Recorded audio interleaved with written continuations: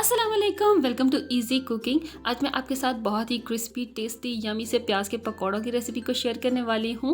Video को आपने देखना है एंड तक, कहीं से स्किप नहीं करना। बिस्मिल्लाह से करते हैं अपनी रेसिपी को स्टार्ट। सबसे पहले मैंने यहाँ पर एक बाउल ले लिया था, इसमें हम ऐड कर रहे हैं कटे हुए प्याज। मीडियम साइज़ के मैंने 5 प्याज लिए थे और इन्हें कट कर लिया था। 9 से 10 हरी मिर्चें ली थी मैंने और इन्हें कट करके मैं यहाँ पे ऐड कर रही हूँ। इसी के साथ हम ऐड करेंगे बेसन में यहाँ पे ऑलमोस्ट ऐड कर रही हूँ 6 से 7 बड़े वाले चम्मच। मोस्टली वो चम्मच जो हम सालन के लिए यूज़ करते हैं वही चम्मच मैं यहाँ पे यूज़ कर रही हूँ।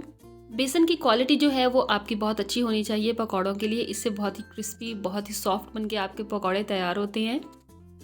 मज़ीद मैं इसमें ऐड कर रही हूँ 1.5 चम्मच के करीब नमक। आप अपने टेस्ट के हिसाब से कम या ज़्यादा कर सकते हैं।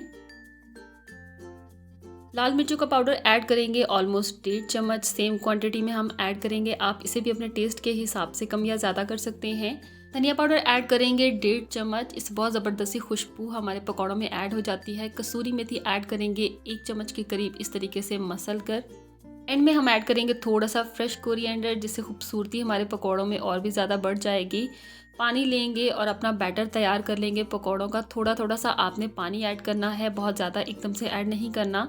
और साथ से मिक्स करते करते हम अपना बैटर तैयार कर लेते हैं ज़बरदस्त सा।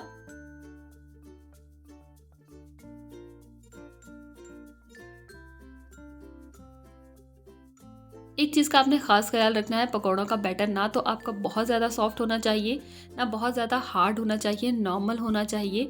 अगर नॉर्मल होगा तो आपके पकौड़े जो हैं वो बाहर से क्रिस्पी और अंदर से बहुत ही ज़्यादा सॉफ्ट होंगे। तो जी इस तरीके से थोड़ा थोड़ा सा पानी ऐड करके आपने ज़बरदस्त अपना पकौड़ों का बैटर बना लेना है। 1 गिलास मैंने पानी लिया था और हाफ गिलास से थोड़ा पानी जो है वो हमारा पकौड़ों के बैटर में यूज़ हुआ था। बेसन अगर आपका अच्छा होगा तो इन्हें क्रिस्पी और सॉफ्ट बनाने के लिए आपको मज़ीद किसी भी चीज़ को ऐड करने की ज़रूरत नहीं है।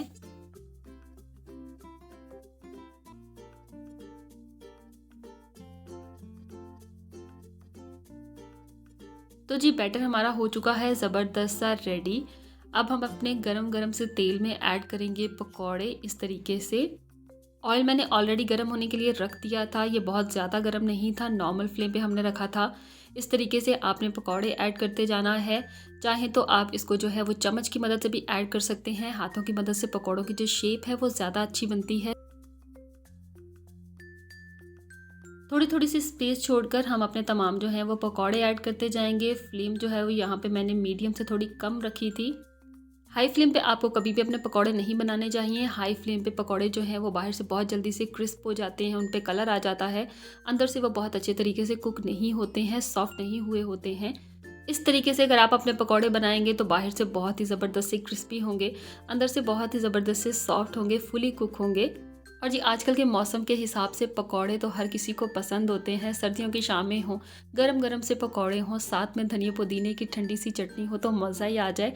वीडियो अगर आपको पसंद आई हो और मेरे चैनल पर आप नए हैं तो प्लीज़ चैनल को सब्सक्राइब कर दीजिएगा, वीडियो को लाइक कर दीजिएगा, शेयर कर दीजिएगा।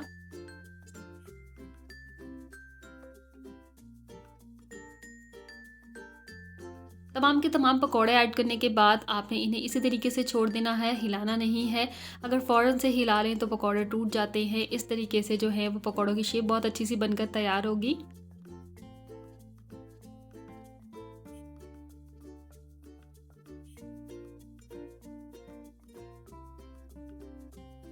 एक साइड पे जब हल्का सा कलर आ जाए तो आपने इन्हें हिला लेना है, ताकि दूसरी साइड्स पर भी बहुत अच्छे तरीके से इक्वल कलर आ जाए।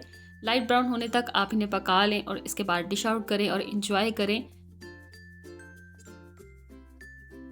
कोशिश करें साथ ही साथ हिलाते रहें ताकि तमाम साइड्स पर जो है वो एक जैसा गोल्डन कलर आ जाए। देख सकते हैं प्याज़ों के जो हमारे पकौड़े भी रेडी हो रहे हैं, वो देखने से अभी से क्रिस्पी नज़र आ रहे हैं।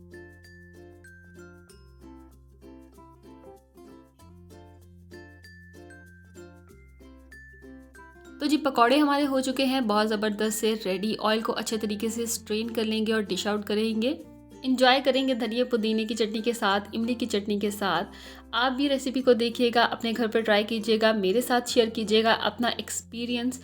अगली रेसिपी तक मुझे इजाज़त दीजिए। अपना बहुत सारा ख्याल रखिएगा। मेरे चैनल को लाइक, सब्सक्राइब और शेयर कर दीजिएगा। थैंक यू, अल्लाह हाफ़िज़।